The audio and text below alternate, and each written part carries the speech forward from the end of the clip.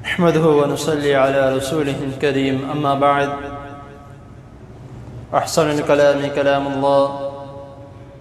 وأحسن الهدي هدي محمد صلى الله عليه وسلم۔ حضرات محترم، آپ کے سامنے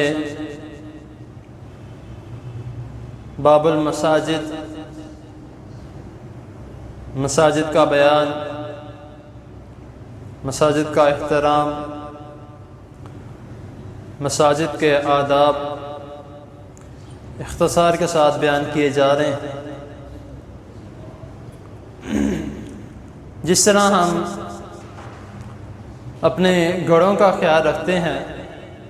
ہمارے اپنے گھر ہیں جہاں پہ ہم رہتے ہیں،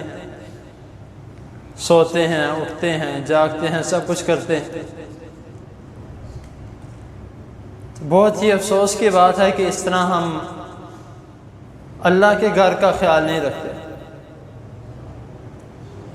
ہم اپنے گھر کو بہت زیادہ ترجیح دیتے ہیں۔ جب گھر میں کوئی مہمان آتا ہے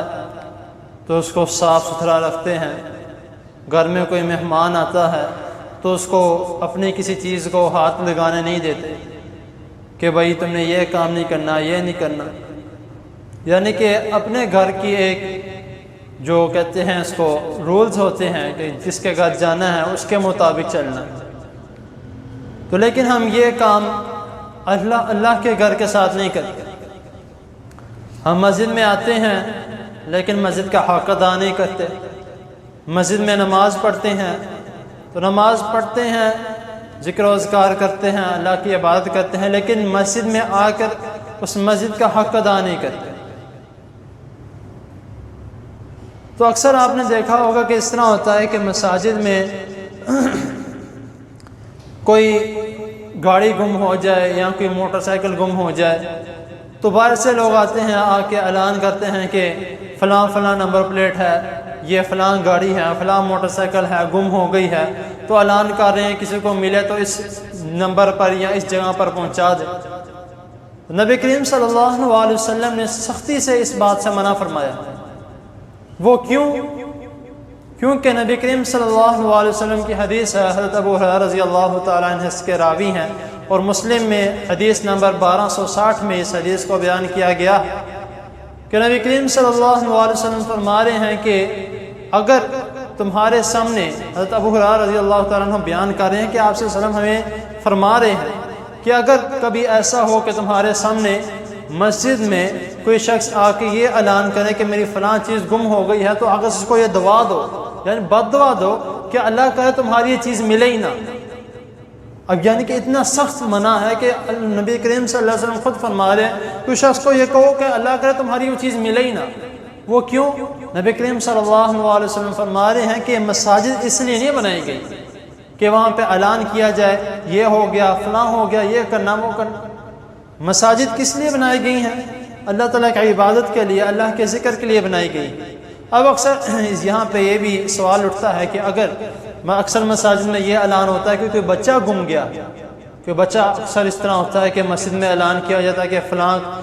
آدمی کا یہاں فلاں بچہ گم گیا، اس کی عمر یہ ہے۔ اب اس کے بارے میں کیا حکم ہے؟ اور اس کے بارے میں اگر دیکھا جائے تو یہ حکم ہے کہ ایک طرف ہے کہ اگر ہم اعلان نہیں کرتے تو اس کے علاوہ اس کے لیے یا اس کو گھر پہنچانے کے لیے کوئی ہمارے پاس راستہ نہیں ہے۔ اگر ہم یہ چھوڑ کر قرآن جیت کی آیت کی طرف جائیں جس میں اللہ تعالیٰ فرما رہے ہیں وَمَنْ أَحْيَاهَا فَكَأَنَّمَا أَحْيَا النَّاسَ جَمِيعًا، جس نے ایک جان کو بچایا گویا اس نے پوری جماعت کو، پوری انسانیت کو اس نے بچایا۔ تو اگر ہم اس کی طرف آ جائیں تو یہ دونوں آپس میں مل سکتی ہیں، لیکن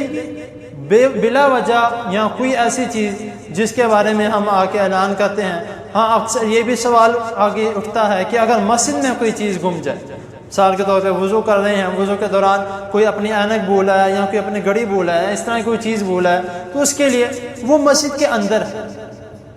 یہ جو حدیث ہے یہ کہ جو باہر سے آ کے اعلان کرتا ہے، یعنی کہ نماز پڑھنے نہیں آیا، نماز کے لیے مسجد میں نہیں آ رہا، لیکن اگر اس کی کوئی چیز گم گئی اس کے لیے مسجد میں آ رہا،